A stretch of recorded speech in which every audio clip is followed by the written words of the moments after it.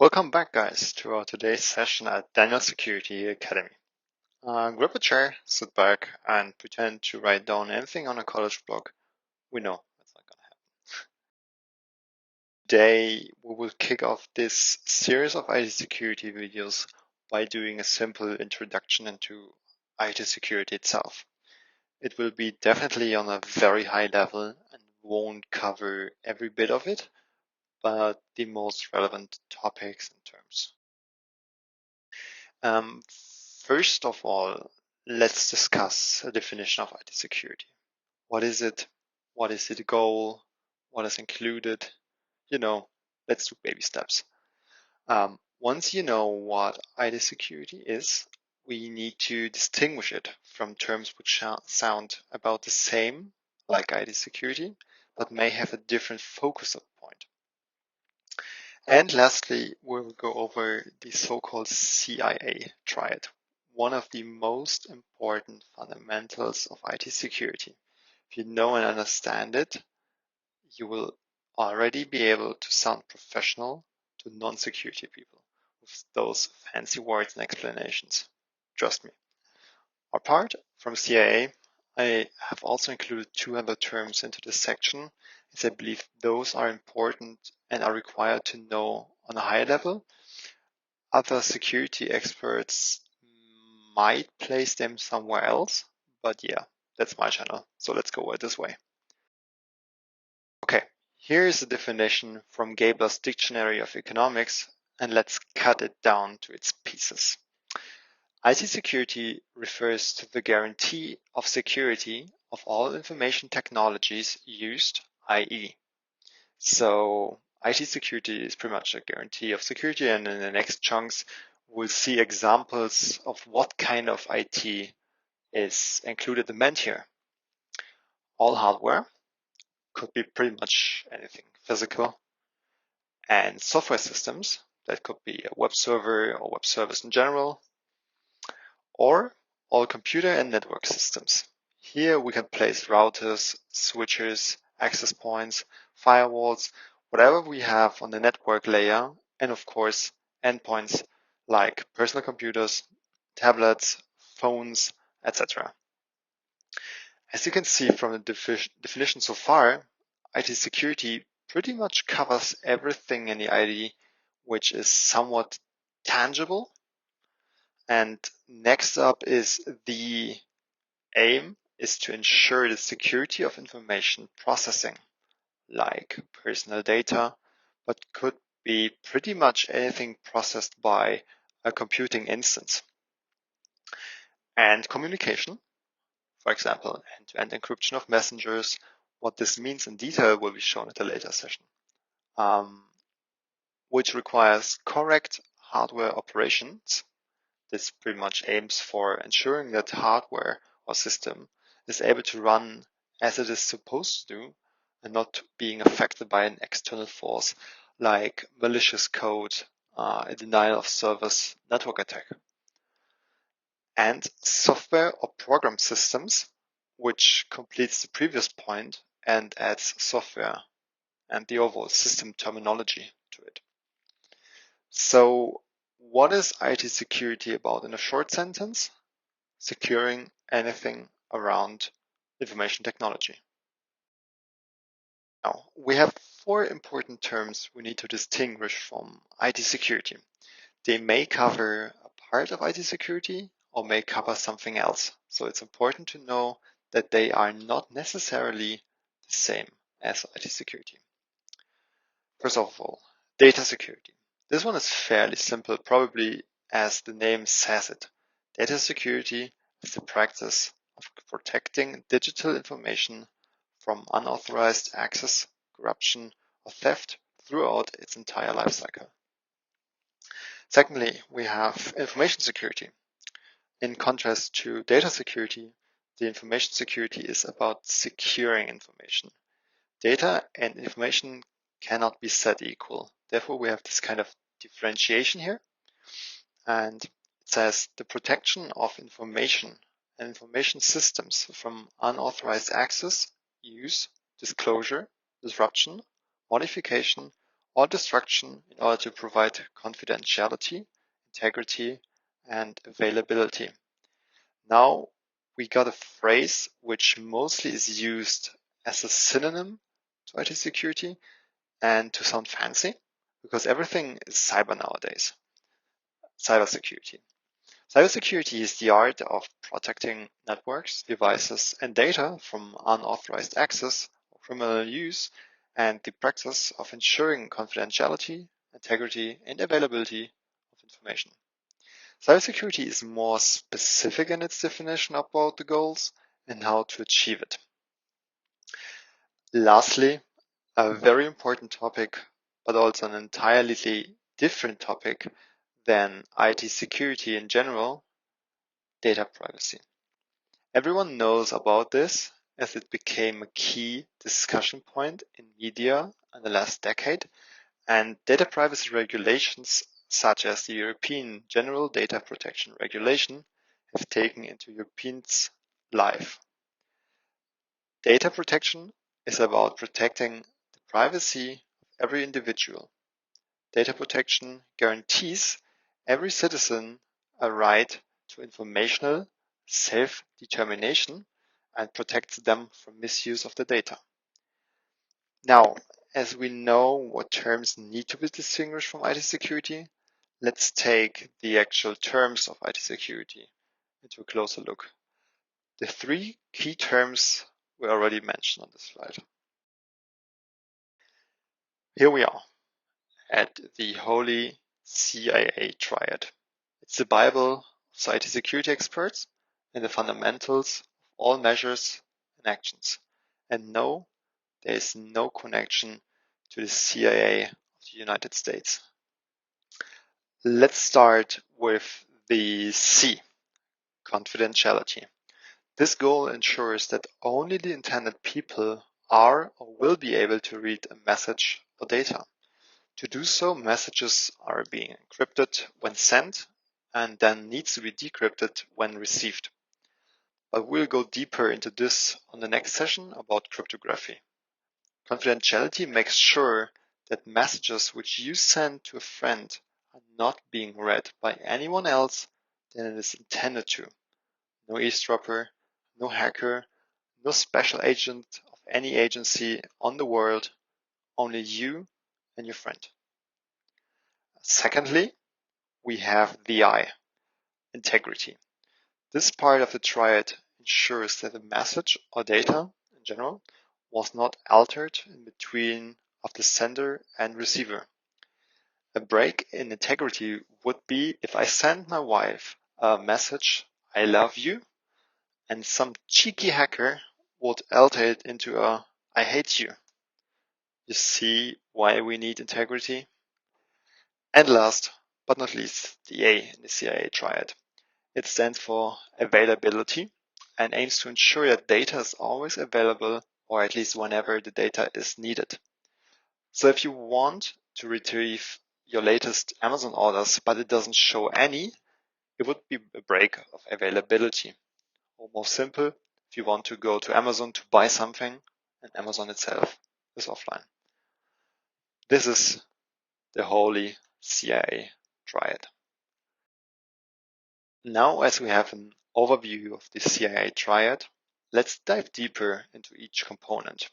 Firstly, with confidentiality. In general, we have three different kinds of states data itself can be. First of all, data at rest. When data is stored on a disk, hard drive, in the cloud, or whatever medium you might think of, we speak about data at rest. Let's see an example here on the left side.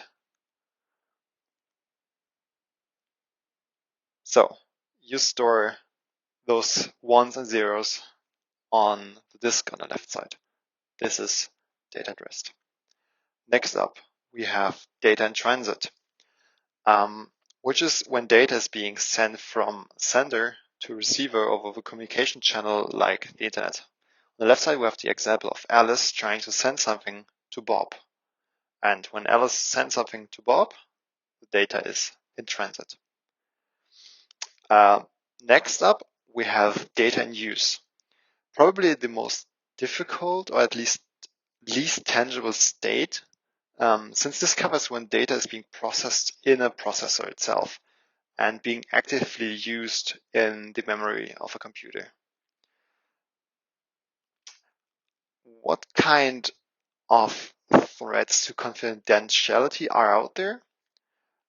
First of all, we have leaks of data from unencrypted databases or even from encrypted databases, but where the keys were accessible or hacked by the hacker. And I guess you have heard of many leaks like this. For example, the Twitch leak. As a company, you definitely don't want this to happen. Then also, when sending communication unencrypted throughout the internet or a network in general, an eavesdropper can try to save your communication and use it against you. And since Rawhammer, Meltdown, Spectre, and all those known CPU vulnerabilities were found, we found out that also data in use can be gathered without anyone noticing.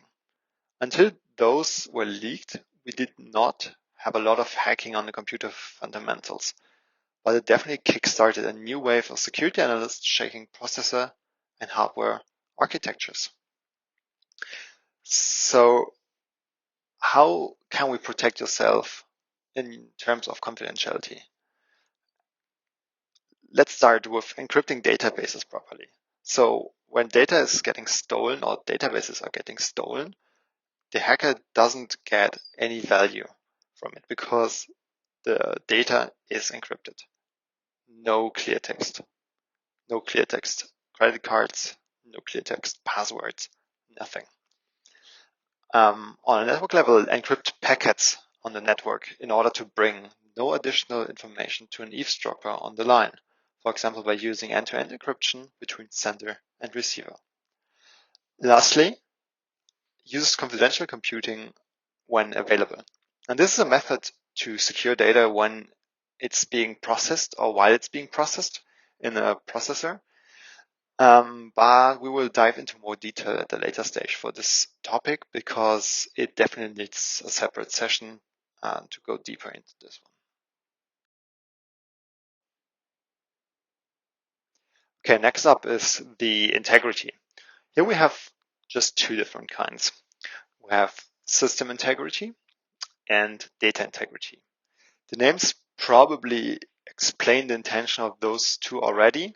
System integrity makes sure that an IT system in itself is working as intended, and data integrity, on the other hand, makes sure that data is not altered, no matter if it's in transit, at rest, or while being in use on the CPU.